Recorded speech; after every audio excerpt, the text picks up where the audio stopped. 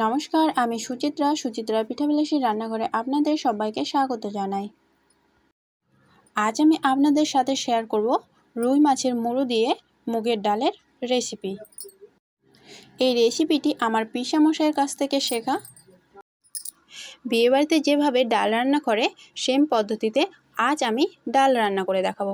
খেতে কিন্তু দুর্দান্ত টেস্টি হয়। দুর্দান্ত স্বাদে ভরপুর এই ডালটি আজ আমি কিভাবে তৈরি করলাম চলুন দেখে নেওয়া যাক। তো সর্বপ্রথম আমি একটি নিয়ে নেব কড়াই দিয়ে দেবো সাদা তেল। তেলটা যখন গরম হয়ে আসবে তাতে আমি দিয়ে দেব মোটামুটি 1 বাটি সমান বা 1 পোয়া সমান মুগের ডাল। তারপর ভালোভাবে সুন্দর করে নাড়াচাড়া করে মোটামুটি 2 থেকে 3 মিনিটের মতন সুন্দরভাবে ভেজে নিতে হবে।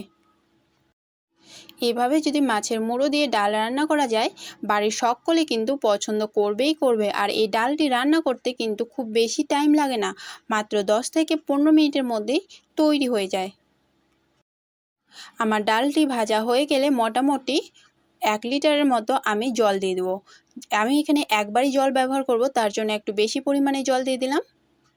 আর তার সাথে দিয়ে দিলাম স্বাদ অনুসারে লবণ ও 1 চামচ হলুদ আর 1 চামচ দিয়ে দিলাম লঙ্কার গুঁড়ো। একটি ঢাকনা দিয়ে এবার ডালটাকে ভালো করে সিদ্ধ করে নেব। তারপর রুই মাছের মুড়োগুলোতে আমি ভালোভাবে হলুদ ও লবণ দিয়ে সুন্দরভাবে ম্যারিনেট করে নেব। আমি কিন্তু এখানে মিডিয়াম সাইজের 2টি মাছের মুড়ো নিয়েছি। তারপর কড়াইয়ে নিয়ে নিলাম তেলটা যতক্ষণ পর্যন্ত গরম না হয়ে আসে ভালোভাবে গরম করে নিলাম।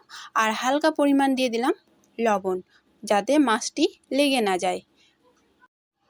মাছটি দেওয়ার পরে উলটপালট করে ভালোভাবে সুন্দর করে ভেজে নিব। আমি মোটামুটি 4 থেকে 5 মিনিটের মতন টাইম দিয়ে মাছের মুড়োটাকে সুন্দর করে ভেজে নিয়েছি। মাছের মুড়োগুলো ভাজা হয়ে গেলে আমি একটি খুন্তির সাহায্যে এবার আমি উঠিয়ে নিব। তারপর যে আমি উপকরণগুলি ব্যবহার করব সেগুলো হলো জিরা, লঙ্কা, গরম মশলা, তেজপাত ও এলাচ। আর তার সাথে দিয়ে দিয়েছি 2 থেকে 3টি লবঙ্গ। তেলটি গরম হয়ে আসলে আমি সব কটা মশলাগুলোকে একই সাথে দিয়ে দিব। আর তার সাথে দিয়ে দেব বড় সাইজের 3 থেকে 4টি পেঁয়াজ আর মোটামুটি 2টি রসুন। আর তার সাথে দিয়ে দিলাম আদা বাটা ও জিরা বাটা। তারপরে যে আমি মাছের মুড়োগুলো ভেজে রেখেছিলাম সেই মাছের মুড়োগুলোকেও দিয়ে দিলাম। এবার খুন্তির সাহায্যে একটু করে আমি মাছের মুড়োগুলোকে ভেঙে দিলাম।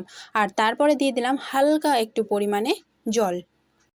এখানে জলটি দেওয়ার কারণ হলো যাতে পেঁয়াজ বা রসুনগুলো ভালোভাবে সেদ্ধ হয়ে যায়, তার জন্য হালকা পরিমাণে জল দিয়ে সুন্দরভাবে কষিয়ে নিতে হবে। আমার ভিডিওটি দেখে যদি আপনাদের ভালো লাগে একটি লাইক করে দেবেন ও চ্যানেলটিকে সাবস্ক্রাইব করে পাশে থাকার অনুরোধ রইল। তারপর মশলাগুলো আমি ভালোভাবে সুন্দর করে কষিয়ে নিলাম। কষিয়ে নেওয়ার পরে আমি যে ডালটা সিদ্ধ করে রেখেছিলাম সেই ডালগুলো দিয়ে দিব। ডালগুলো দেওয়ার পরে আমি খুন্তির সাহায্যে ভালো করে কিছুক্ষণ পর্যন্ত নাড়াচাড়া করে নিলাম, মোটামুটি 1 মিনিট পর্যন্ত। এই যে দেখুন কত সুন্দর হয়েছে। তারপর মোটামুটি আমি 2 থেকে 3 মিনিট পরে ভালোভাবে যখন এরকম ফুটিয়ে আসবে মোটামুটি আমি 4 থেকে 5 চামচের মতো দিয়ে দেব ঘি। আর এইভাবে যদি মাছের মুড়ো দিয়ে ডাল রান্না করেন অবশ্যই কিন্তু ঘি দেওয়ার চেষ্টা করবেন। এই ডালের মধ্যে যদি ঘি দেওয়া হয় তাহলে কিন্তু ফ্লেভারটা সুন্দর আসে আর খেতেও কিন্তু দুর্দান্ত টেস্টি হয়ে যায়। ঘি দেওয়ার পরে আমি ভালোভাবে ফুটিয়ে নিলাম। ফোটানোর 2 মিনিট পরে আমি দিয়ে দিলাম গরম মশলা। তারপর আবারও আমি মোটামুটি 2 মিনিট ফুটিয়ে নিলাম। আর এরকম ফোটানো হয়ে গেলে এবার আমি ডালটাকে নামিয়ে নিব। এই যে দেখুন কত সুন্দর হয়েছে। আমাদের মাছের মুড়ো দিয়ে ডাল কমপ্লিট। দেখলেন তো খুব অল্প টাইমে খুব সুন্দরভাবে আমি তৈরি করে নিলাম। খেতেও কিন্তু অনেকটাই সুন্দর হয়েছে। দেখে বুঝতেই পারছেন যে কত অল্প টাইমে আমি তৈরি করে নিলাম। দুর্দান্ত স্বাদে ভরপুর এই রেসিপিটি অনেকটাই সুন্দর হয়েছে। দেখলেন তো আমি বিয়ে বাড়ির মতো করে ডাল রান্না করে দেখালাম খুব অল্প টাইমে, খেতেও কিন্তু অনেকটাই সুন্দর হয়েছে। আর হ্যাঁ, চ্যানেলটিকে এখনও পর্যন্ত যদি সাবস্ক্রাইব করে না থাকেন তো চ্যানেলটিকে সাবস্ক্রাইব করে পাশে থাকার অনুরোধ রইল প্লিজ। আর আমার ভিডিওটি যদি ফেসবুক পেজ থেকে দেখে থাকেন তো পেজটিকে ফলো করে পাশে থাকার অনুরোধ রইল। বিয়েবাড়িতে যে ডালগুলো রান্না হয় খেতে কিন্তু অনেকটাই সুন্দর হয়, তাই না?